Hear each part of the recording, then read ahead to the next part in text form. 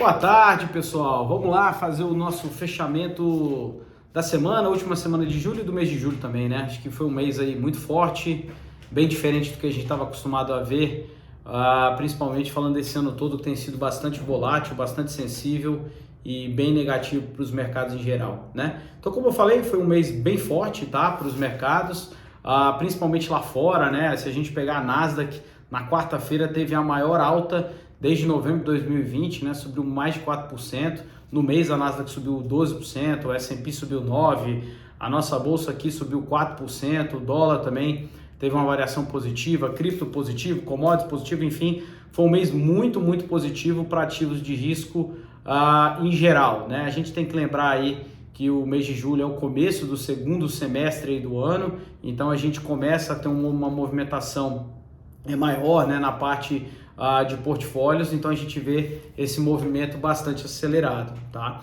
Eu acho que a única coisa que a gente precisa realmente ter um pouco de cautela é referente aos dados, né? A gente precisa de maiores informações, principalmente referente à inflação global e nível de crescimento, né? A gente viu o PIB americano aí que saiu na quarta-feira retraindo 0,9%, né, 90 bips aí no trimestre, o que já categoriza como uma recessão técnica, né? A expectativa era uma alta de 30 base points, então é o seguinte, a gente já vê um arrefecimento da economia americana, né? Só que a questão é que muita coisa realmente estava no preço, como eu venho falando em vários áudios, né? Não só o Brasil está muito barato, como lá nos Estados Unidos a gente começa a ver também vários ativos bem atraentes quando a gente pensa principalmente naquela janela mais longa. Mas no curto prazo a gente ainda tem um sentimento mais negativo entre os gestores em geral, né, os alocadores. A gente vê o nível de caixa nos níveis mais elevados desde 2008, o número de IPOs também nos Estados Unidos.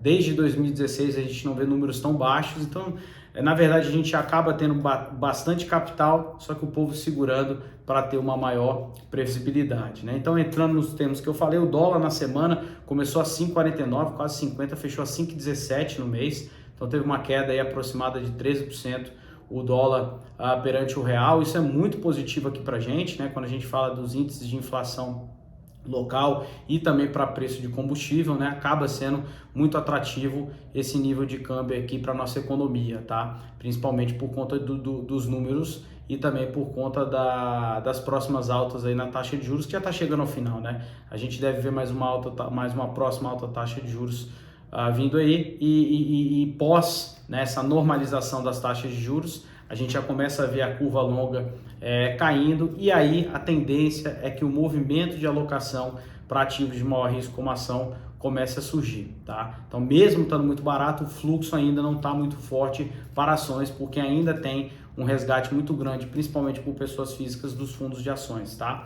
Na parte de Venture Capital, sem muitas novidades essa semana, é um mercado assim que está realmente muito parado, né? Do nosso lado aqui, como eu falei no último fechamento, a gente vai anunciar uma aquisição aí que a gente fez esse mês, agora no mês de agosto, e convido a todos aí para ouvir o episódio, né? O episódio número 17, eu tenho que olhar que eu sempre esqueço, que fala sobre planejamento financeiro, né? Não é um episódio técnico, um episódio muito mais educativo, acho bastante legal, principalmente para aqueles que pensam como alocar os recursos no cenário como a gente tem, tá? Em termos de earnings, a gente tem bastante coisa, foi a principal semana de resultados lá dos Estados Unidos, das principais companhias, né? Na segunda-feira saiu a Walmart, né? Cortou a previsão de lucros para o segundo trimestre para 2023, na segunda-feira caiu mais de 7%, acho que é importante estar muito ligado ao que eu falei agora no começo, né, com a questão de retração lá nos Estados Unidos.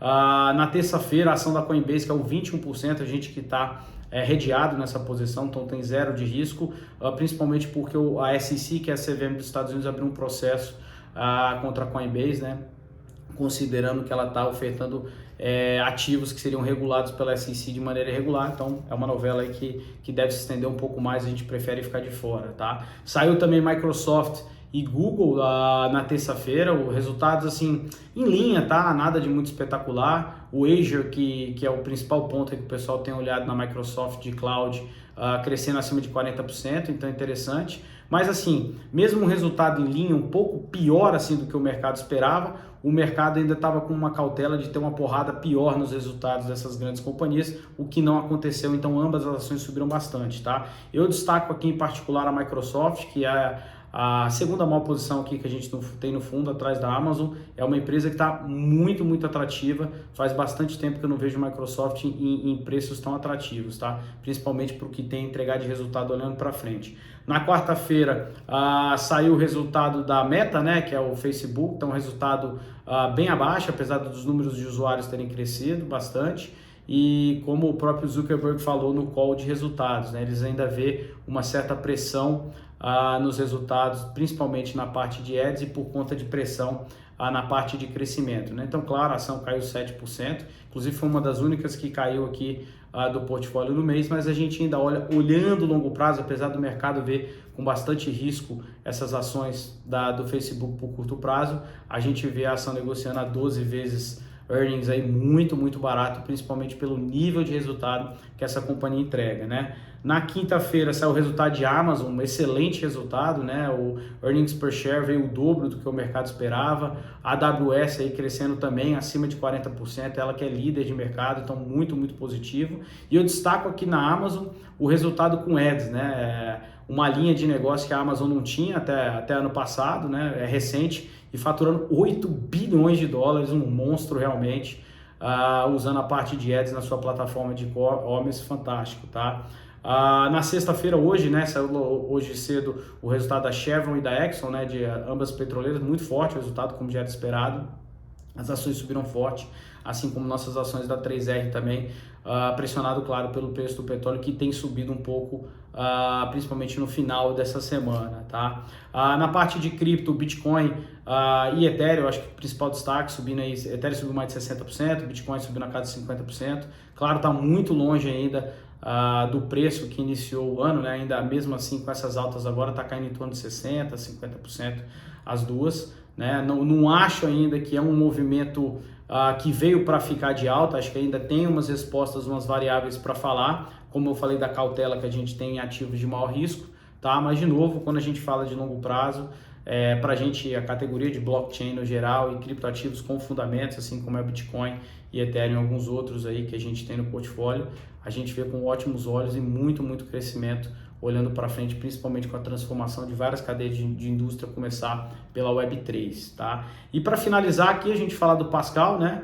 A gente teve um mês excelente, foi desde a criação do fundo, não da carteira, a gente teve o melhor mês aqui desde a criação do fundo, né? A gente subiu mais que a Nasdaq, mais que o S&P, quando coloca em reais mais ainda, quase o dobro de ambas, então um mês muito, muito positivo. Lembrando que a gente ainda está com caixa mais elevado que a gente já teve, na casa dos 20%, tá? Então assim, muito, muito interessante a forma que a gente montou a alocação e com os hedges para proteger, acabou funcionando bastante, tá? Então destaque aqui de alta para a gente, claro, a Amazon, né? A Amazon subiu mais de 27%, foi a maior alta desde outubro de 2009 para a Amazon, que também está ainda em preço bem atrativo, tá?